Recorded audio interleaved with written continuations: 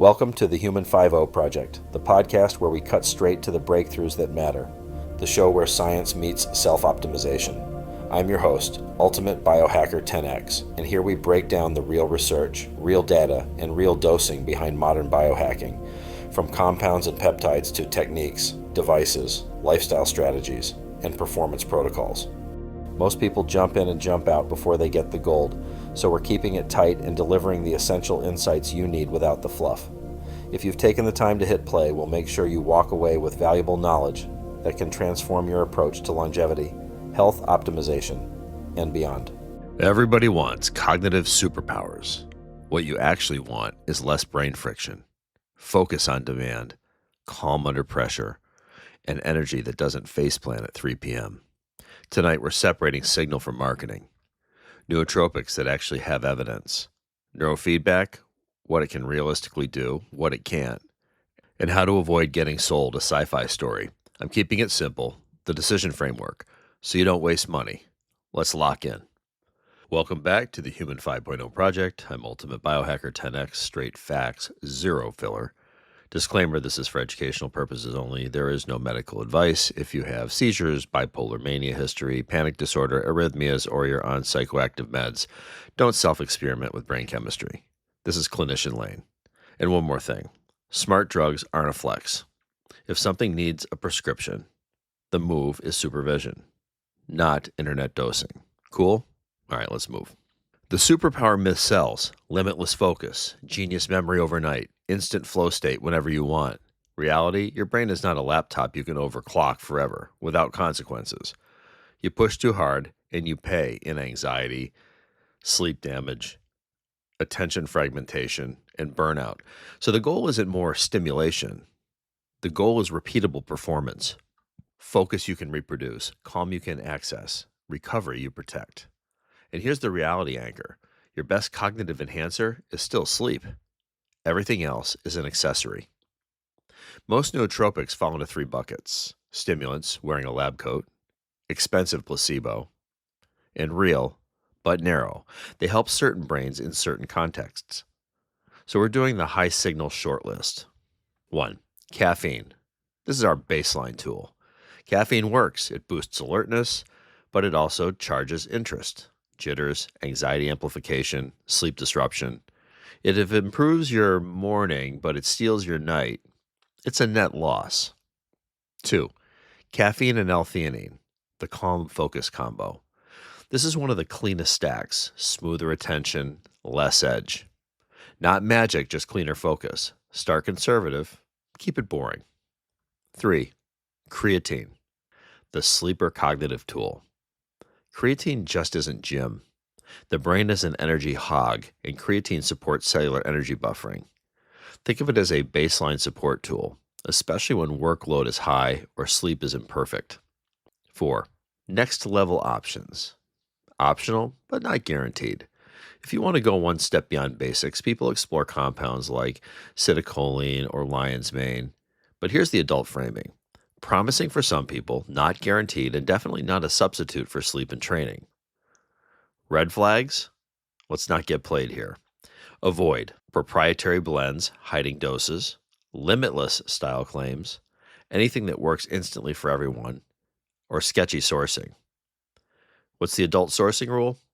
Transparent labels, reputable brands, and don't stack 10 things at once. One variable at a time, track your outcomes. Neurofeedback is brain training with feedback, often using EEG signals. The concept? Sensors detect brain activity. Software gives feedback. Sound, visuals, that kind of thing. Over sessions, your brain learns to shift toward a target state. It's skill training, not a potion. What does it realistically help? Well, for some people, neurofeedback can improve attention regulation, calm under stress, emotional control under pressure. But results vary massively based on protocol, consistency, baseline brain patterns, and coaching quality, if in a clinic. All right, DIY versus clinical, what to expect in 2026. Home tools should be cheaper, easier, and less individualized. Clinical, more tailored, higher cost, still not guaranteed. If you want a clean home entry point, Devices like Muse are popular because they're app-guided and beginner-friendly. Keep expectations realistic. You're training a skill, not downloading an upgrade. And don't expect miracles in 3 sessions. Think weeks of repetition. That's where you're going to see your results. All right, how about stacking, like a real adult? Best combo? Use Nootropics to support a stable state, calm focus. Use Neurofeedback to train regulation over time. But the foundation still runs the show. Sleep, non-negotiable. You're going to hear this from me over and over again. Exercise, aerobic and resistance. Nutrition, yep, protein, omega-3s, micronutrients. Stress control, downshift on purpose. Nootropics can help you show up. Neurofeedback can help you learn the gear shift. Lifestyle keeps the machine from breaking. Okay, so how can we put this together? How about a 14-day brain upgrade? Let's pick one goal to start with, okay? Focus, calm, stress resilience, learning speed. Run this experiment, 14 days total. Goal, test whether your chosen combo delivers noticeable, net positive cognitive optimization, for instance, better focus, calmer mind, while preserving or improving foundational health markers. The key rule here is protect sleep above all. If sleep suffers, any gains are likely borrowed energy, and this is unsustainable. Step 1. Baseline 3 markers. Days 1 to 3 or pre-start week. Before introducing anything new, establish your normal or current levels for these 3 easy-to-track indicators and log them daily. Use a simple notebook app like Day One or Notion or Google Sheets or Mood Tracker like Dailyo. Any of those will work. All right, sleep quality. Rate your overall sleep each morning on a subjective 1 to 10 scale or use objective data if available. 1 would be terrible. Barely slept, woke up exhausted, multiple awakenings. 10, excellent. Went to sleep quickly, deep restorative, woke refreshed, no interruptions. You get it. So how to measure this practically? Subjectively, quick morning journal entry. How rested do I feel? Write it down. Optional boost, use a wearable. Oura Ring, Whoop, Fitbit, Apple Watch. This will give you your sleep duration, stages like REM and deep sleep, heart rate variability, or readiness score. You want to aim for a consistent 7 to 9 hours plus a good subjective feel. Track the average nightly score or total sleep time. Okay, so the focus block's completed. Count how many intentional, distraction-free work-focused sessions you complete in a day.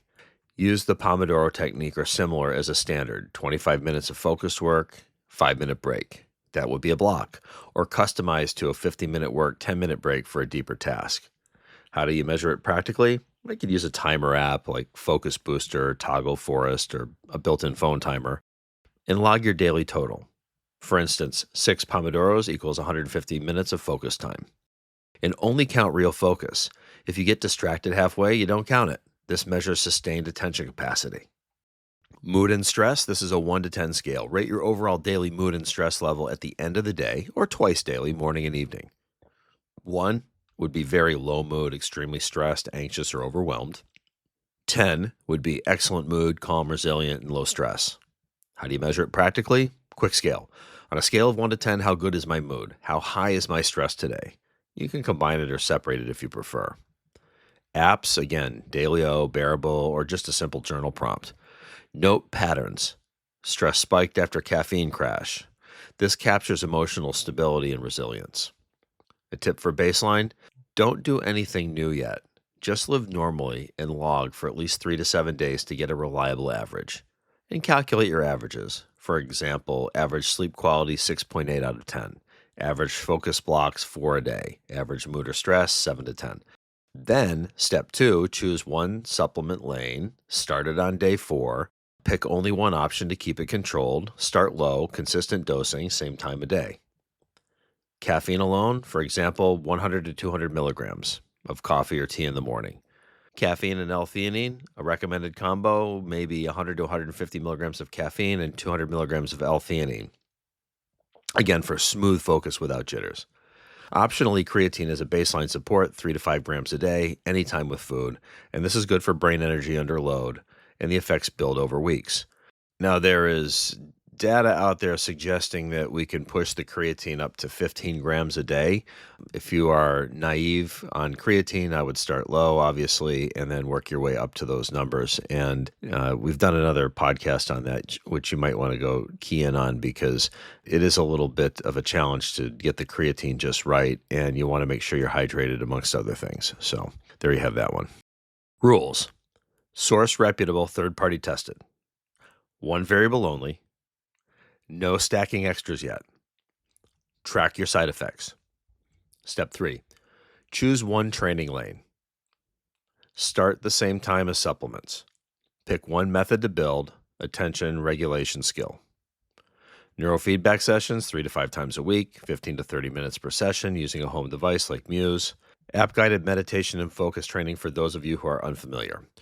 Or structured deep work if you don't have a device. For example, scheduled Pomodoro blocks, 4 to 8 per day, timed focus sessions with breaks, no multitasking. Rules. Consistency is key. Same days and times, keep sessions realistic, don't force exhaustion. Step 4. Review after 14 days. So days 4 to 17, intervention period, right? So continue logging the same 3 markers daily throughout. At the end, day 18 or after, compare averages to baseline.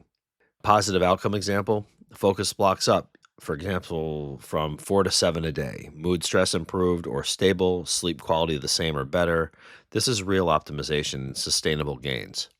Warning sign, focus and mood improves, but sleep quality drops. For example, from 7 out of 10 to 5 out of 10.